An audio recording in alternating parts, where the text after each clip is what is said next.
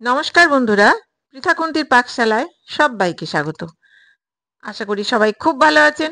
আজকে আমি শেয়ার করছি একটি হেলথ ড্রিঙ্ক, অত্যন্ত সহজ, হলুদ আর গোলমরিচ দিয়ে, আর অত্যন্ত উপকারী। চলুন দেরি না করে দেখিয়ে দিই কিভাবে আমি টোটকাটি করলাম।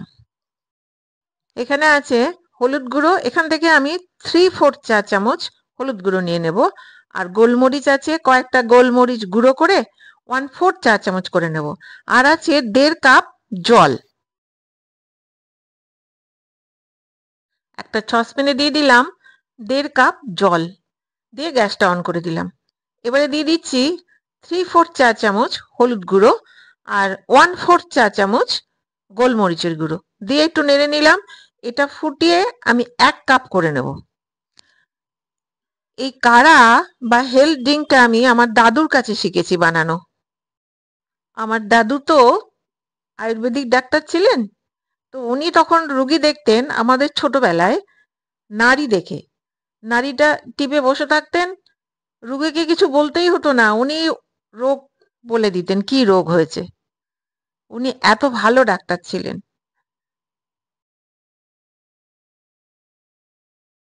এবারে বলে দিই এই হেলথ ড্রিঙ্কটি আমরা কেন খাবো। যাদের গাঁটে ব্যথা আছে, পায়ে ব্যথা করে, একটু বয়স হলেই দেখবেন অনেকে উঠতে পারে না, বসতে পারে না, কষ্ট হয়, তারা যদি রোজ 1 কাপ করে এই ধরনের একটি চায়ের মতো এই ড্রিঙ্কটি খেয়ে নেয়, তাহলে কিন্তু তারা খুব তাড়াতাড়ি আরাম পাবে। ওকে, এটা কমপ্লিট হয়ে গেছে, গ্যাসটা বন্ধ করে দিলাম। এইবারে কাপের মধ্যে ঢেলে নিচ্ছি। এটা ঠিক 1 কাপই হয়েছে। আর চায়ের ছাঁকনি দিয়ে কিন্তু কিছুটা গোলমরিচের গুঁড়ো কাপের মধ্যে পড়ে যাবে, সেইটাও খেয়ে নিতে হবে। তাহলে বন্ধুরা, তৈরি হলুদের একটি হেলথ ড্রিঙ্ক বা কাড়া। রোজ সকালে খেতে পারলে তো খুব ভালো, কিন্তু এখন ব্যস্ততম জীবন সবার, ওইটুকু সময় বের করা মুশকিল। সকালে অফিসের তাড়া, কাজের তাড়া, সেই জন্য বলছি যদি বিকেলেও এটা চায়ের বদলে গরম গরম খাওয়া যায়, তাহলে কিন্তু আপনারা খুব সুস্থ থাকবেন, ভালো থাকবেন। হাঁটু ব্যথা, পায়ে ব্যথা, মাসেলে ব্যথায় আর উফ আহ করতে হবে না, ভালো থাকবেনই থাকবেন। এটা ব্যথা বেদনায়, গাঁটের ব্যথায় অত্যন্ত উপকারী একটু হেলথ ড্রিঙ্ক।